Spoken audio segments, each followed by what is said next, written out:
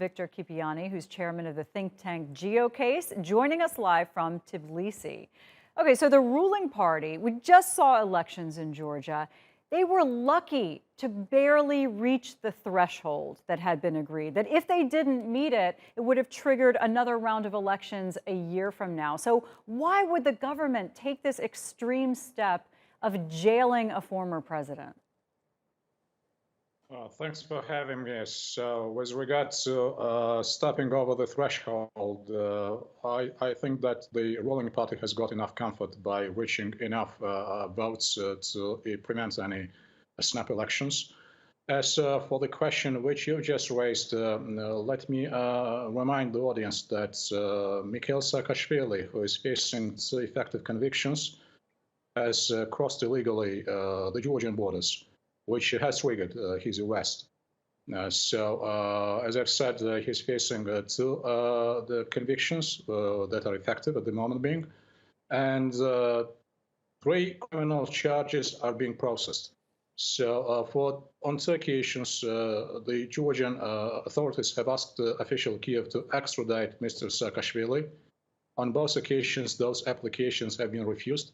So, as you could appreciate, a sheer fact of crossing the Georgian triggered and pushed the Georgian authorities just to enforce the criminal proceedings in a way as it complies with effective Georgian law. Yeah, the political situation is already so divided and so volatile, though. It wasn't long ago we saw during a protest far-right supporters beat to death a cameraman. Doesn't this move to immediately convict him for 6 years and say we're not going to let him out, doesn't this just make the situation worse? There are 2 angles whereby we could assess a given situation. Angle number 1 is from the point of political reasonableness and considerations.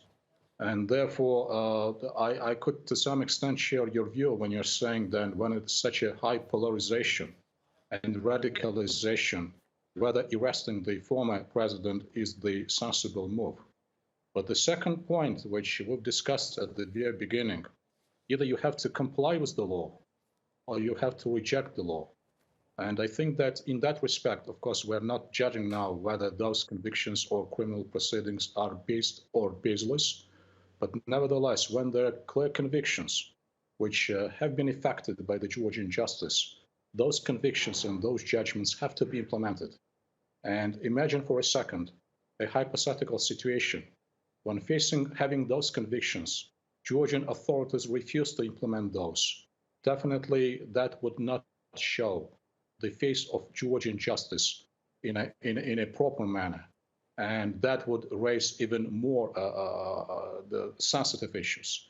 So again, without getting into the details, what stood behind the political considerations for arresting ex-President Saakashvili, what is on the surface that the Georgian authorities have enforced effective court judgments, and that's what we're facing now.